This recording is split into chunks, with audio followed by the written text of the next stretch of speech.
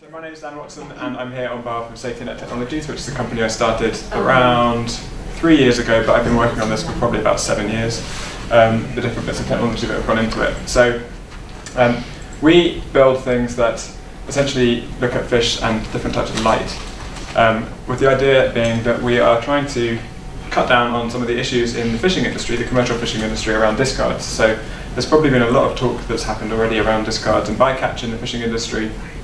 But if it hasn't already, because I wasn't here for lots of the talks, essentially bycatch is when you catch unmarketable or juvenile or endangered species of fish that you then can't, well, fishermen can't then land and sell because it's illegal to do so.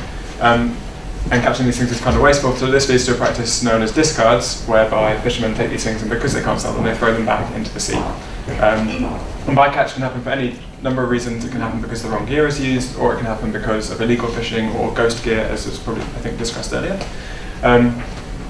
So this can lead to really wasteful processes that makes this happen. So at the centre of this are the fishermen, and we have worked with fishermen since the sort of beginning of this project, or I have worked with fishermen to try and understand what some of the issues are in the industry. And while policy is changing and you get all these different tools that you can start to implement and regulations that enable sort of almost the carrot and stick approach to the industry, which is like, okay, so you've caught this fish, you've caught the wrong fish, what do we do about that now? Either trying to clear up the mess or trying to make someone accountable for it.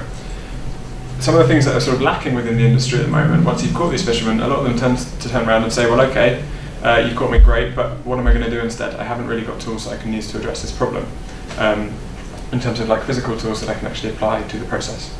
So I started looking at this as a student, thinking I could actually do something meaningful, and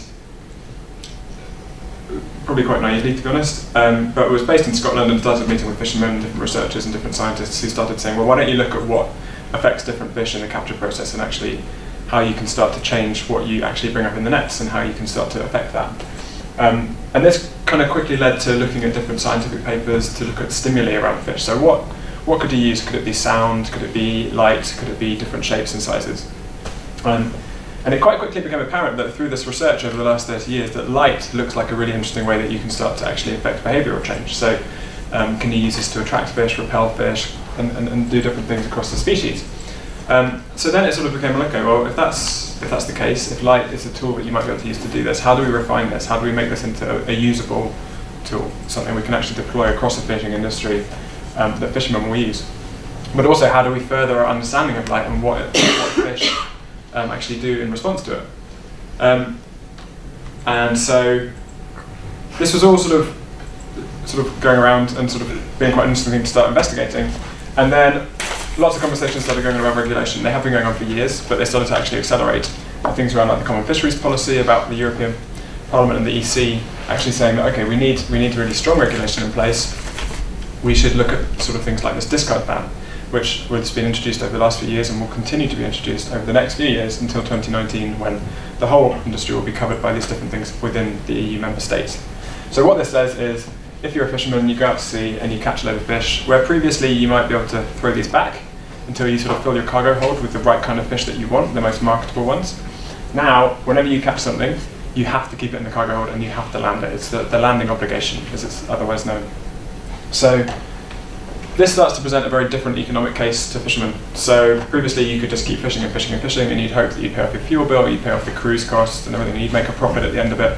And you'd raise your chances by doing that. And you didn't have to be selective because you could just iteratively do this thing until you went back to land and sold stuff. But now with the landing obligation, with increasing ways of actually making sure that people comply with these laws, well, actually the first time you put your nets down, you want to catch the best possible fish, because if you catch stuff that you can't sell, then you've already started to lose money, right? Because the statistic is that about 1 in 5 fish globally is discarded currently, right? So it's a fish that you don't want to catch, it's bycatch. And so if that's the case, you're wasting up to 20% of your cargo hold actually on each trip. So you're losing profit, you're losing your money back. So your business case starts to fall apart. So what you want is more selective gear. And it starts to make economic sense for this kind of thing. And so there is this kind of market out there. There's now this economic incentive, rather than just chasing people and saying, no, you shouldn't do this for good reasons or bad reasons. This is going to affect how you live as a fisherman, how you actually operate your business. So there starts to be much more interest around this and selectivity. So Safety Net's based in London. We're based in a railway arch in London Bridge, so that's where and what we do is we build these prototype devices, and we work on the one hand with scientists to try and build devices that allow them to test hypotheses around what light can do, and on the other hand we build devices such as these that allow you to actually try and deploy the lights once you've figured out what works and what doesn't across the industry in a sort of a cost-effective way that fishermen can actually buy into and use without having to think too much about changing their processes or their maintenance. So it's supposed to be really easy to use. So lots of different prototypes to get to this point. The starting sort of idea around these things, which we call the escape rings, where they would fit into the mesh of a net, and the idea was that actually, so when you've got a net being towed along, if it's under tension, it starts to close all the holes up in the net, so fish can't escape. So the initial idea was like, okay, well, we'll hold the meshes open, and we'll use a light to in some way attract fish to this and be like, hey, fish over here, look, it's an emergency escape sign, right? It's you got to go this way. And so built them and tried that out, but actually it became quite quickly apparent that again that light was the main feature here, and geometry was probably less an important thing to worry about at this stage. So it really became about how do we actually identify these different reactions and start to populate a list or a menu of different light reactions that we can use across different species to understand which ones react in which ways, because they all do react very differently, or at least this is what the science seems to be suggesting. So for instance, you can change like the wavelength of the light, you can change how bright it is, you can change the way it flashes, where you put it in the net, and then you can deploy that across fisheries. So one of the things that we tried to do this in order to make it easier for fishermen to use was like, okay, so usability, right? You're a fisherman, you have 20 of these things to your net. Someone's come up with a bright solution, a scientist says, like, use this and your life will be easier. But let's say you fit this thing to the net and then you have to change the batteries every week. Right, that's a total pain. It costs money, it costs you time, it's a complete nuisance. So how do you build things into these devices to make them easier to use where people don't have to think about it too much? So some of the things we looked at were, if this works, which I hope it does, how can we do like self-powering devices? So using the seawater chemistry to actually power the devices so that they turn on and off on their own, and they're powered from much longer term batteries using really low power devices. So that was like different usability aspects around that. And ended up building these rings that you could clip in, you could leave them there with batteries, they'd switch themselves on and off when they hit seawater, a little bit like this. Again, this works. So they just, as soon as there's a bridge across the connection, they go and they turn on and off. So it's really easy to use, you put it in, it goes down and it does its thing. So this was like the first really quite crude solution. We'll use white light, we'll put these things in, we'll see what happens. Because we really didn't know, because the science isn't that advanced in this area. So put these in the net and started testing them out. And some of the footage we got back looked a bit like this. So this is underwater footage from trawls off Aberdeen. You can't really see a tremendous amount in this, but actually this was part of some trawling we did with the Marine Laboratory in Aberdeen. And this was before we actually then went on to do some testing with young seafood and with sea bass, which was like a much more in-depth trial about how these things could start to work and see what light could do. So the really interesting thing that came back from the Young's trials was that actually it has quite a marked effect on the catch composition, which has been really good news for us because actually it's like all this work that's gone into it, and it shows that it seems to have a positive and useful effect.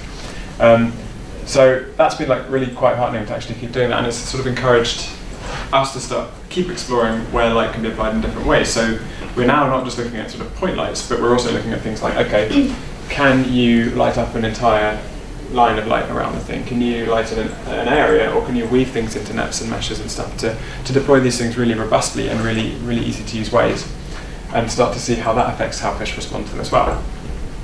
And then so a sort of slightly different thing is if you can start to deploy these devices in a cost-effective way and you can change all these different aspects and the different features of it, can you actually sort of start to flip how fishing is done? So let's say we trawl at the moment, right? Because we chase around herds of fish and we get them into the net and we scoop them up and they're tired and they fall back in and we bring them up.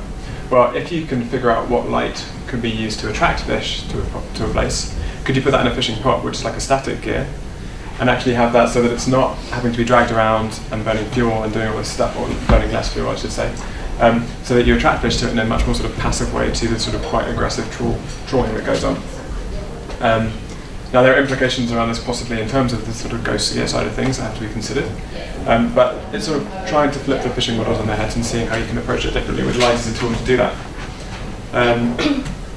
So there's a team of us doing this.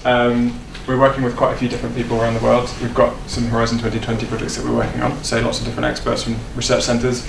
And what we're doing with them is really building very adaptable devices that allow them to test the science behind this. So some of the things we've built are like, we've got these things that they can use in lab testing and stuff, or tank testing I should say, not lab testing, where you can sort of put these tendrils into the water and start to test fish behaviour responses to light by changing these colours and wavelengths and stuff. So you can start to really populate this list of what the reactions are that work and what don't, because it's just really not there in an approachable form. So one of the things we want to do is actually become this hub where you can start deploying these easy to use devices, like these, where you can again specify the wavelengths and types, get them out into the scientific community and start really enabling people to go and do these tests they've always wanted to do, but the technology barriers being in the way. So what we're doing is lowering that technology barrier and allowing the innovation to happen more quickly. And so yeah, build this list up and then just basically open source it and be like, look, here's a list of stuff you can do that will actually enable you to sort of understand in a more sophisticated way how fish will respond to these things. And you can start to use these in your own fishing devices, in your own fishing gears, as fishermen, and hopefully make the catch more selective. So I thought I'd finish on a couple of things. Firstly, the sort of like conditions that are going on out there. So these are the kind of things we're designing for. So when you're trying to deploy these bits of hardware into the net, you have to make them really robust, and you need to have the right material selection. You need to make sure they can be used if you're on a vessel like this and it's rolling around and you've got gloves on. How do you fit these things to net? So this is such a key concern of this. It's where the design aspect really comes in, this sort of the human-centered side. So how do you make technology that is usable, that will be used, and taking this sort of thing into account?